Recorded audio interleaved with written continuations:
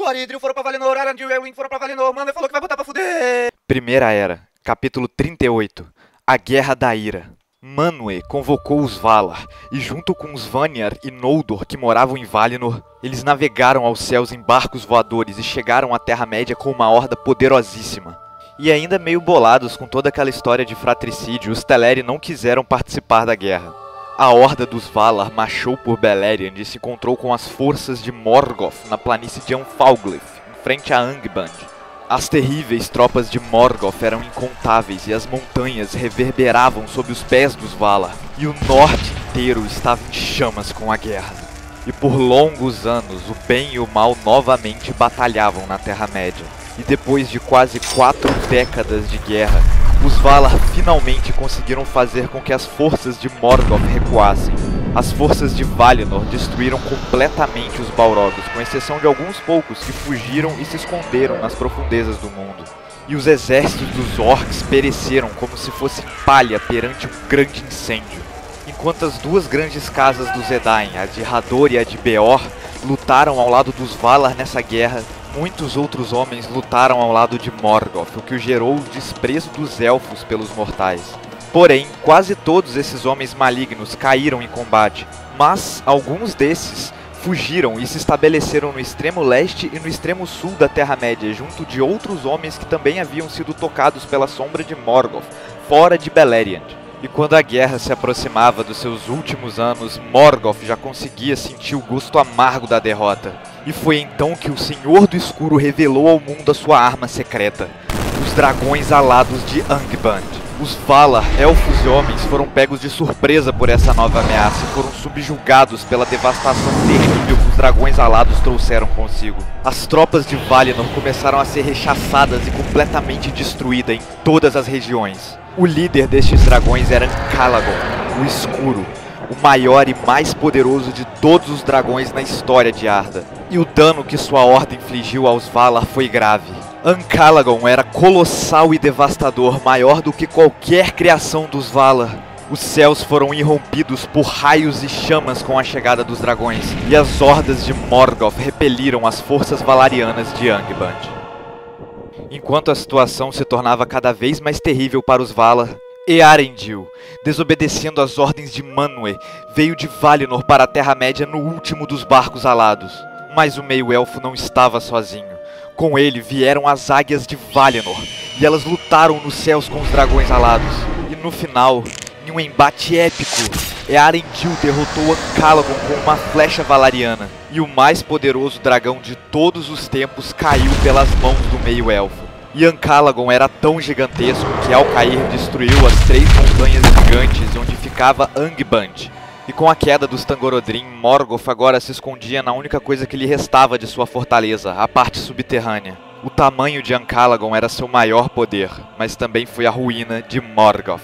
E com Ancalagon morto, a moral dos Valar foi renovada e as suas tropas começaram a retomar os territórios que haviam sido perdidos na guerra. Eles avançaram ao norte novamente, e em sua campanha exterminaram definitivamente os dragões alados que ainda haviam sobrado, salvo pouquíssimas exceções.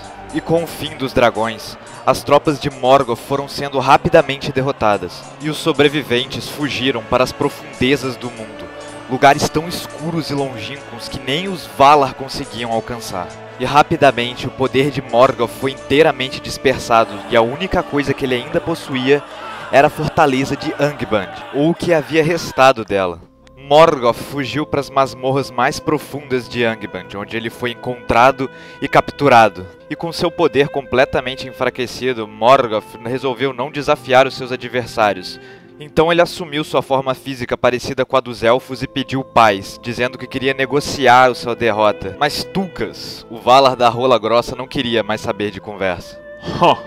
Aí, mané, eu esperei uma era inteira aí por esse momento, tá ligado? Que Eru te conceda misericórdia, porque aqui de mim tu não vai encontrar nenhuma não, mané. Ele então cortou os 2 pés de Morgoth, que caiu de 4 no chão. Mas Tulkas não havia terminado e encheu Morgoth de porrada, um soco para cada vida que ele tirou. E depois que ele terminou, ele cortou as 2 mãos do Senhor do Escuro. Então, Tulkas o amarrou como um animal, com a boa e velha corrente feita por Aule, o Valar Senhor dos Ofícios. Morgoth foi completamente humilhado. Tulkas tirou sua dignidade. E as duas Silmarils que ainda estavam em sua posse foram recuperadas pelo Maia Eonwë, o líder dos Maia e braço direito de Manwë, rei de Arda. Porém, quando ele não estava olhando, eventualmente elas foram roubadas pelos filhos de Fëanor. Maedhros pegou uma e Maglor pegou a outra. Acontece que devido aos diversos atos hediondos e covardes que eles cometeram ao tentar cumprir o seu juramento maldito, as pedras que continham a luz dos Valar o consideravam malignos e indignos de possuí-las. E assim, como qualquer criatura maligna que tocasse a Silmarils, as mãos dos elfos começaram a queimar. E em agonia, Maedhros se atirou com a Silmaril em um poço de fogo que foi aberto na terra durante a guerra. E Elfo e Joias se perderam para sempre.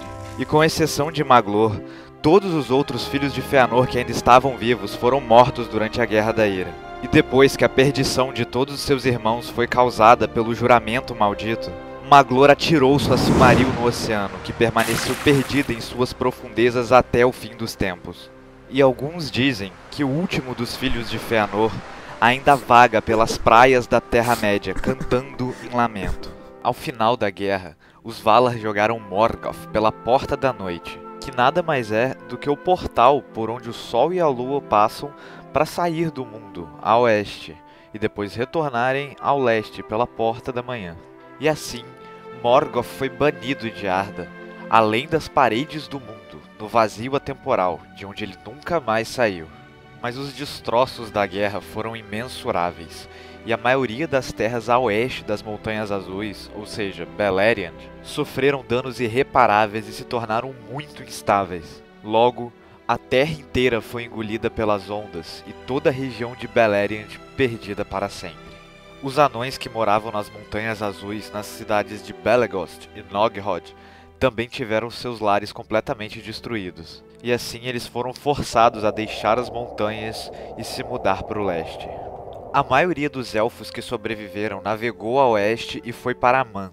E lá eles moraram na costa, pois ainda estavam banidos de Valinor. Mas muitos outros ficaram na Terra-média e rumaram ao leste. Mas deles eu vou falar mais tarde, na Segunda Era. Os Valar ergueram uma ilha em formato de estrela no meio do oceano, entre Valinor e a Terra-média. A ilha se chamava Helena e ela foi dada de presente aos Edain, os primeiros homens que lutaram ao lado dos Valar na última guerra que se passou. E ali, os homens mortais de Beleriand passaram a residir. A derrota de Morgoth foi total, porém o seu braço direito, Sauron, sobreviveu e se rendeu aos Valar.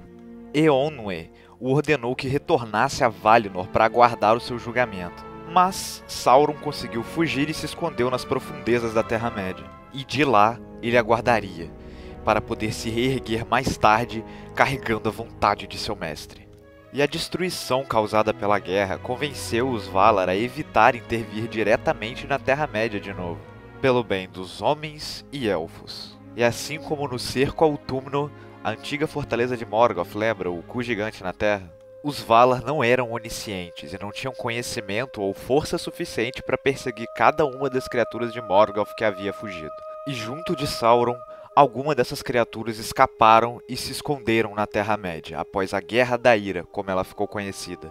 E assim terminou o conto das Silmarils e teve fim a Primeira Era da Terra-média, que mais tarde ficaria conhecida como Os Dias Antigos.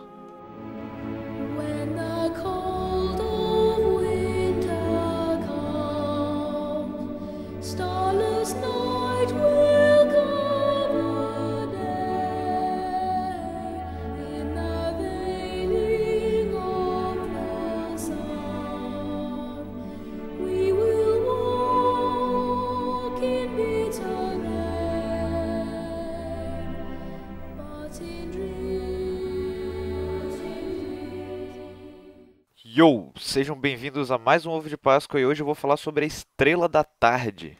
Bom, o que acontece é o seguinte, Manwë voltou a Valinor junto de Arendil no seu barco voador. E lá chegando, ele designou o meio-elfo a atravessar a Porta da Noite com a sua Silmaril. E Arendil assim o fez. Ele pegou seu barco alado e navegou para todo sempre nos mares do firmamento, além do alcance do mundo. E ele pode ser visto por qualquer um na Terra-média durante a tarde devido ao brilho forte da Silmaril que ele carrega consigo. E dessa forma, Earendil ficou conhecido por todos como a Estrela da Tarde. Então é isso, não é Vênus que você vê ao meio-dia brilhando no céu, é um meio-elfo carregando uma bolota que tem a luz de 2 árvores de Natal dentro. E como eu disse, foi assim que se encerrou o Conto das Silmarils, conhecido como O Silmarillion. Uma encontra-se nas raízes do mundo, perdida embaixo da terra, a outra desolada para sempre na imensidão do fundo do mar, e a última navega aos céus, escondida em plena vista. E bom, galera, é isso. Terminamos finalmente a primeira era da Terra-média. Obrigado a todo mundo que acompanhou o canal até aqui. Mas não se desanime porque tem muita história para contar ainda pela frente, ok? E bom, eu vou precisar da semana que vem para poder colocar em ordem os episódios da segunda era direitinho, então não vai ter vídeo.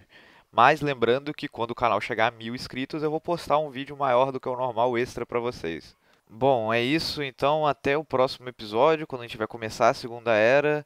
E eu vou deixar vocês aqui com uma montagem que eu preparei, ok? Adeus! May it be an evening star.